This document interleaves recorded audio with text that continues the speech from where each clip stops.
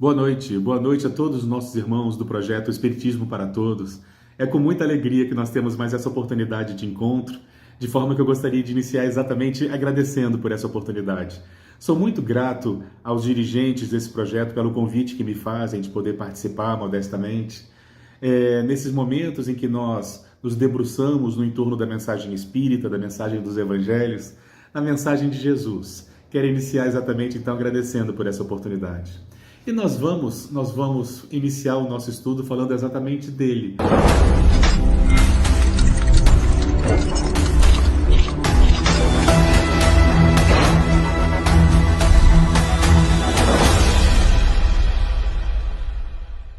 Daquele que é a luz do mundo para todos nós. Ora, nós sabemos através das obras espíritas que nós não somos daqui. Nós não somos daqui, Guilherme? Não, nós não somos daqui. Nós somos seres cósmicos que fomos trazidos para esse educandário em determinado momento. Da mesma forma que aqui nós não permaneceremos. Daqui nós partiremos para outros mundos. Nós somos seres cósmicos e fomos trazidos para cá pela necessidade que tínhamos de reencarnar nesse mundo. De encarnarmos nesse mundo. Mas daqui, num determinado momento, nós partiremos para outros mundos, conforme nós formos nos libertando do nosso egoísmo, das nossas dificuldades morais, das nossas limitações, conforme nós formos nos espiritualizando, não é isso? Conforme nós formos nos depurando, nós vamos alçando novos voos e daqui nós partiremos. E nos informam os espíritos que esse educandário maravilhoso, onde ora nós estamos matriculados, é administrado por Jesus. Jesus é o governador espiritual desse orbe, que nos recebeu a todos aqui, garantindo-nos que aqui nós receberíamos e recebemos tudo aquilo do qual nós necessitamos para o nosso progresso, para o nosso burilamento. Jesus é o governador espiritual. Estamos todos nós aqui tutelados por Jesus, ou mergulhados em Jesus. Nós sabemos que ao longo da historiografia planetária, Jesus esteve entre nós. Jesus esteve entre nós, Guilherme? Sim, Jesus esteve entre nós. Esse foi um questionamento feito durante muito tempo, se Jesus realmente teria estado entre nós. Ora, de acordo com o conhecimento espírita, se revela para todos nós um personagem gigante, não é isso? Se apresenta, a mensagem espírita nos apresenta um personagem sublime que nós não conseguíamos naquela ocasião sequer conceber a ideia de que ele teria ocupado um corpo físico semelhante ao nosso. Mas os espíritos foram enfáticos. Os espíritos foram enfáticos afirmando que sim, Jesus esteve entre nós. Não foi ele um agênere, não foi ele uma materialização, não foi ele fruto do imaginário popular. Jesus esteve entre nós. E ele esteve exatamente deixando lições tão impressionantes que alavancariam o nosso progresso para aqueles que soubessem aproveitar ao longo dessa história que foi construída. As mensagens de Jesus são mensagens que verdadeiramente nos edificam, nos aprimoram. É um convite ao total abandono do personalismo, a aprendermos a amar, a doarmos-nos, não é isso? A mensagem de Jesus, na sua essência, é uma mensagem libertadora. E Jesus esteve entre nós. A sua vinda até nós, ela se inicia com lições impressionantes. Ela se inicia logo com lições impressionantes. Por exemplo, quando nós paramos para pensar que Jesus, quando esteve na Terra, ele poderia ter vindo entre os próprios romanos dominadores, dominavam boa parte do mundo conhecido belicamente, não é isso? Eles detinham um poderio econômico. Jesus poderia ter vindo entre os gregos, berço da filosofia, onde você tinha lá os areópagos, os locais para discussões, para troca de ideias. Jesus poderia ter vindo entre os fenícios. Os fenícios, onde hoje nós temos a Síria, os fenícios eram um povo que já dominavam as técnicas náuticas, dominavam a navegação, origem do alfabeto. Ele poderia ter vindo entre os fenícios, mas não. Jesus escolheu um povo que historicamente esteve constantemente em batalhas, um povo extremamente belicoso, a ponto de diversas vezes chamar o seu Deus de Senhor dos Exércitos. Jesus escolhe vir entre os judeus, um povo que inúmeras vezes esteve escravizado ou dominado, esteve dominado pelos egípcios, naquela ocasião estava dominado pelos romanos. Foi exatamente nesse povo que Jesus resolveu vir até nós, podendo vir ele entre os maiores. Ele resolveu vir exatamente entre os judeus.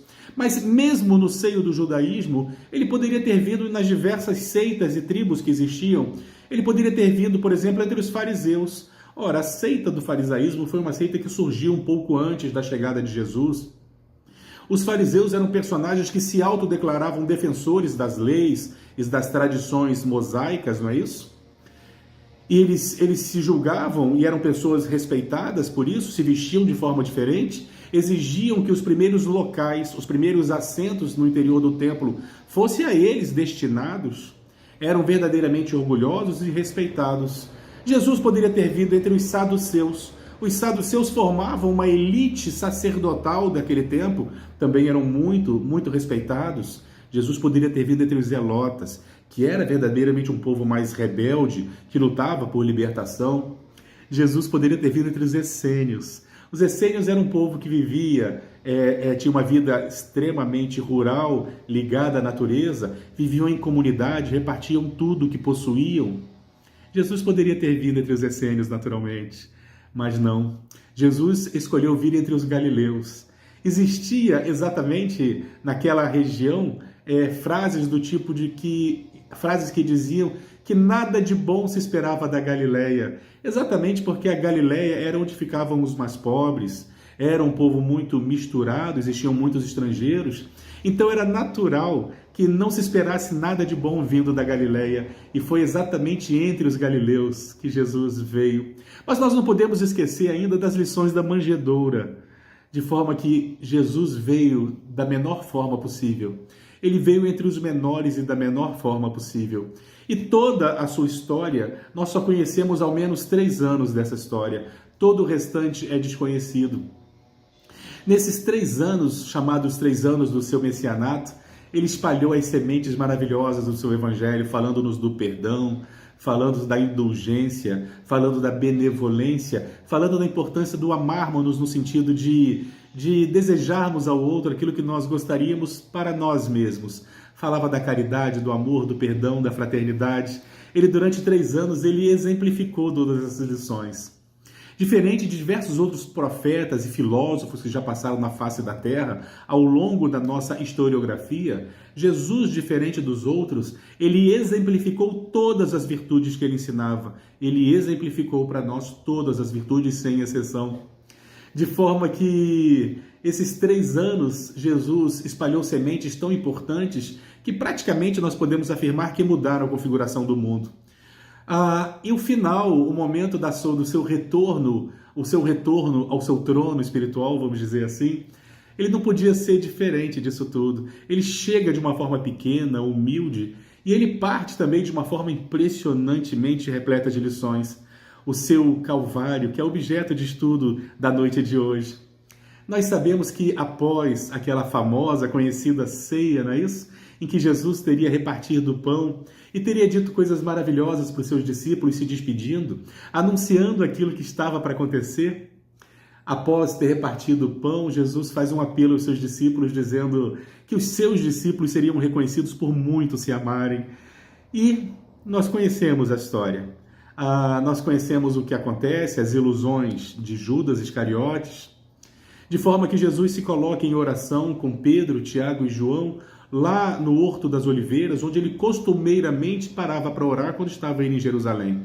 Estando eles em Jerusalém por ocasião da festividade da Páscoa, naquela noite após a ceia, Jesus se recolhe em oração, em vigília e oração, estando acompanhado apenas de Tiago, João e Pedro. Quando, num determinado momento, se aproxima um magote, se aproxima um grupo de policiais, sacerdotes, e à frente deles a figura de Judas Iscariotes. Judas vai até o encontro de Jesus e lhe beija na face, exatamente para que os soldados soubessem quem eles deveriam prender. Eles então atam Jesus a cordas e o levam preso. Os seus discípulos ficam desesperados, percebendo que o pior estava para acontecer, e eles se dispersam.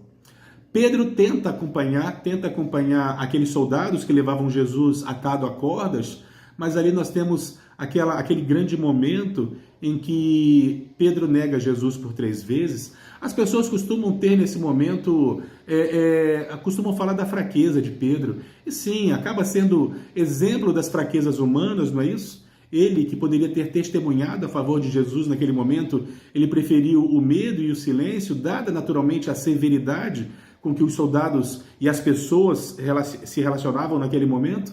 Ele negou Jesus por 3 vezes. E as pessoas tendem a ter isso uma mancha na história de Pedro. Entretanto, já paramos para pensar que se isso não tivesse acontecido, se Pedro tivesse realmente desafiado, se Pedro tivesse se rebelado de alguma forma, talvez nós não tivéssemos a mensagem como nós temos hoje. Mas Jesus, então, ele é levado para o palácio de Antipas, onde ele seria interrogado por Pilatos, governador daquela região. Pilatos, então, o que Pilatos faz? Pilatos resolve, então, conhecer Jesus, saber exatamente das acusações. Ora, os judeus não tendo do que acusar Jesus, não todos os judeus, naturalmente, mas aqueles personagens, sacerdotes, sumos sacerdotes, aquela elite que havia feito a estratégia da sua prisão, eles não tinham do que condenar, não tinham motivos para condenar Jesus. Então eles resolveram criar uma acusação, afirmaram que ele estava se dizendo o rei dos judeus. E Pilatos, então, vai questioná-lo. Pilatos vai questionar Jesus, dizendo, tu és rei? O que Jesus simplesmente lhe teria respondido, tu o dizes.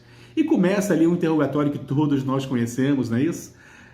Pilatos começa a fazer inúmeras perguntas a Jesus, querendo entender exatamente o porquê daquele povo estar odiando tanto esse personagem. Mas Jesus permanece em silêncio. Jesus permanece em silêncio para Pilatos. Mas mesmo assim, Pilatos fica impressionado com a grandiosidade moral daquele homem que não buscava se defender. De forma que ele queria exatamente, ele percebendo que Jesus era um inocente, ele queria soltá-lo. Ele se lembrou então que estavam no período das festas de Páscoa, uma festividade extremamente importante para os judeus. Ele se lembrou que nessa festividade era comum soltarem um preso. Sim, existiam inúmeras pessoas presas, mas existia um zelota, existia um personagem chamado Barrabás, extremamente perigoso e violento. Então, Pilatos foi até a multidão. Antes de ir até a multidão, Pilatos o despiu, o colocou um manto púrpura. O manto púrpura era usado só pelos príncipes, pelos líderes daquela ocasião. Colocou sobre sua cabeça uma coroa de espinhos, pegou uma cana e lhe açoitou inúmeras vezes com aquela cana. Os soldados fizeram isso, lhe açoitaram a cabeça e puseram ele na frente do povo, segurando aquela cana como se fosse um cetro, como se fosse um rei vestido com uma coroa de espinhos, coroado com uma coroa de espinhos. Aquela figura machucada se apresentou para aqueles personagens de forma humilhante. E Pilatos então perguntou, quem queres que eu solte, a Jesus ou a Barrabás? O que o povo em uníssono teria gritado por Barrabás. Aqui eu abro um pequeno parênteses. Na obra Boa Nova, Humberto de Campos tece uma crônica sobre esse momento. Diz que Maria estaria ali testemunhando aquilo tudo, vendo o povo todo gritando por Barrabás. E ela não conseguia entender porque seu filho havia semeado o amor, a esperança, e as pessoas gritavam avidamente por Barrabás, e ela chegava a reconhecer na multidão que gritava por Barrabás, ela chegava a reconhecer pessoas que haviam sido beneficiadas por Jesus, pessoas que haviam sido curadas por Jesus, estavam ali gritando por Barrabás, e aquilo era semelhante como flechada, como lança, como facadas em seu peito. Ela não conseguia entender por que tanto ódio. Pilatos, então, percebendo que nada poderia ser feito por ele então resolve lavar suas mãos, não é isso? Ele diz ao povo, se é Barrabás que vocês escolhem, mesmo sendo Jesus um inocente, ele na frente daquele povo lava as mãos, deixando claro que ele passava a responsabilidade daquela condenação para aquele povo que gritava ali por Barrabás. Então, Jesus, ele colocam às suas costas uma pesada cruz. Sim, colocam sobre suas costas uma pesada cruz, e ele teria que seguir carregando essa cruz pesada, ele já bastante machucado, ele depois de ter passado uma noite terrível e estar bastante machucado por tudo que fizeram com ele teve que carregar ainda uma pesada cruz pela chamada Via Crucis até o alto do morro onde ele seria crucificado. estando ele e a multidão à sua volta, zombando, cuspindo, e os sacerdotes debochando, os sumos sacerdotes debochando, dizendo: ué, você não salva tanta gente, por que você não salva a si mesmo? E Jesus foi caminhando com muito sacrifício, com muita dificuldade, aquela cruz pesada, quando no momento em que ele iria tombar, que ele havia tombado, os soldados romanos, percebendo que ele não conseguiria carregar a cruz até o final da Via Crucis, eles constrangem um personagem, um Simão, um sirineu, a auxiliá-lo a carregar a sua cruz, fazendo com que ele complete a sua Via Crucis. E ao final da Via Crucis, então, ele é pregado à cruz entre dois ladrões, não é isso? Um dos ladrões debochava dele, e o outro não, o outro mostrava que aquilo era um erro, porque eles haviam cometido crimes, estavam ali crucificados porque haviam cometido crime, aguardavam a sua morte. Mas Jesus não, Jesus era um inocente, era um puro, era uma pessoa boa. Jesus então é içado, é colocado à cruz, ele é crucificado. Os soldados lhe oferecem uma bebida amargosa, uma bebida que anestesiaria sua dor, facilitando o momento do seu desencarne, mas Jesus a recusa. Os soldados, então, o ferem para acelerar a sua morte. Então, no dia seguinte, mais ou menos às 13 horas, Jesus deixa esse mundo repleto de lições. Curiosamente, no último domingo, no primeiro dia da semana, do domingo, algumas mulheres, e os romanos tratam de colocá-lo num sepulcro, não é isso? Sem que ele passasse pelos ritos religiosos das tradições judaicas. No domingo de manhã, um grupo de mulheres, 3 Marias, Maria, mãe de Tiago, Maria Madalena e Maria, mãe de Jesus, vão ao sepulcro exatamente para fazerem os ritos religiosos, unção do seu corpo seria ungido em óleos, como era comum fazerem com os mortos. Quando chegam no sepulcro, o sepulcro estava aberto, e o sepulcro, que era fechado por uma pesada pedra, ele estava aberto. E quando adentram o sepulcro, percebem que o corpo de Jesus não estava lá. Alguns historiadores vão afirmar que o corpo de Jesus não estava lá porque José de Arimateia teria tirado o seu corpo. Entretanto, aquelas mulheres se desesperam. Maria de Magdala, estando ela sozinha nesse momento, ela vê um homem e pergunta por Jesus: Senhor, você sabe onde está o meu mestre? O que Jesus, aquele homem, teria voltado-se para Maria e teria dito: Maria, e ela havia reconhecido Jesus ali. Ela diz Rabone, que quer dizer amado Rabi ou amado mestre, e ela vai correndo ao seu encontro. Jesus havia ressurgido e ela vai ao seu encontro, só que Jesus a afasta dizendo: não me toques, Maria, porque ele ainda estava em corpo espiritual. Era natural que o corpo físico padecesse naturalmente, mas o corpo espiritual, ela estava ali em corpo espiritual, porque a matéria perece, mas o espírito não, naturalmente. E ele estava ali exatamente em espírito, apresentando-se para ela, e ela corre para anunciar que ele seguia vivo. Ela vai onde estavam escondidos os discípulos, e ela anuncia que Jesus estava vivo. Recebem também a notícia de que Jesus havia aparecido para 2 discípulos que rumavam de Jerusalém a Emaús. Então são muitas as notícias de que Jesus permanecia vivo, de todas as lições que Jesus nos trouxe, das mais sublimes lições como do amor, da esperança, da fraternidade. Jesus ainda nos trazia as lições da imortalidade, permanecendo vivo após a crucificação. Mas diversas lições nós podemos tirar dessa narrativa, muitas as lições, poderíamos nos dar horas de estudos, mas algumas são importantes e eu gostaria de ponderá-las. Naquele diálogo entre Jesus e Pilatos, num determinado momento, Pilatos teria perguntado a Jesus: que est veritas? O que é a verdade? E Jesus teria permanecido em silêncio. Algumas pessoas vão se questionar: mas seria esse o silêncio da covardia? Por que Jesus ficou em silêncio quando Pilatos perguntava a verdade? Jesus poderia ter dito a verdade que ele ensinava à multidão. Ele poderia ter dito a Pilatos, ele podia ter falado sobre a verdadeira vida, ele podia falar que a verdadeira vida não é essa vida confinada na matéria, isso aqui é um instante, ele podia ter falado sobre o reino de Deus, o reino dos céus, ele podia ter falado sobre a importância da justiça, do amor e da caridade. Ele podia ter virado para Pilatos e dito assim: me traz uma taça de água que eu vou te mostrar o que é a verdade. Ele poderia ter feito, ele poderia facilmente convencer Pilatos, mas Jesus não o fez. Que est veritas? O que é verdade? E Jesus permaneceu em silêncio. A gente consegue compreender esse silêncio? Existe uma frase que diz: conheceis a verdade e a verdade vos libertará. Acontece que a nossa responsabilidade ela é diretamente proporcional ao nosso conhecimento. A gente não pode alegar uma ignorância quando nós sabemos a verdade.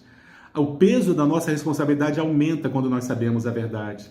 Se Jesus fala a verdade para Pilatos, ele colocaria sobre o ombro de Pilatos um pesado fardo que Pilatos talvez não suportasse. Se Pilatos se torna conhecedor da verdade, ele teria o compromisso e teria que assumir o compromisso com essa verdade. Ele teria que se mudar, se modificar, porque ele não poderia permanecer conhecendo a verdade e ser o mesmo. Jesus então lhe dá o silêncio caritativo, exatamente para não colocar esse peso sobre os ombros de Pilatos. Quando Pilatos pergunta o que é verdade, Jesus permanece em silêncio, porque Pilatos não suportaria a verdade. Se ele ouvisse a verdade, ele teria que se modificar. Se ele enxergasse a verdade, ele teria que ser diferente. E para ele, seria como exigir algo que ele não tinha para oferecer naquele momento. Então Jesus permanece em silêncio. O silêncio da caridade. Outra lição curiosa que nós podemos tirar desses momentos derradeiros de Jesus entre nós, é porque às vezes nós falamos: mas Jesus teve ajuda. Teve aquele personagem, Simão, Cirineu. Jesus teve ajuda. Entretanto, quando ele chegou lá em cima do morro, a cruz voltou para os seus ombros. Ele teve ajuda, mas o compromisso era dele. Isso serve para a gente. A gente sempre pede que Deus, nas nossas preces, tire nossos problemas, nossas dificuldades, mas elas nos pertencem. Nós até recebemos ajuda, somos muito ajudados, mas nós temos que passar pelas dificuldades que são nossas, são necessárias para a nossa educação espiritual, para o nosso melhoramento, para nós expiarmos nossas faltas. São inúmeras as lições que nós conseguimos tirar de todo esse evento do Gólgota. Meus irmãos, eu queria convidá-los para que nós pudéssemos seguir estudando e retirando lições dessas mensagens derradeiras, mas infelizmente nosso tempo é chegado. Que a paz de Jesus permaneça entre nós.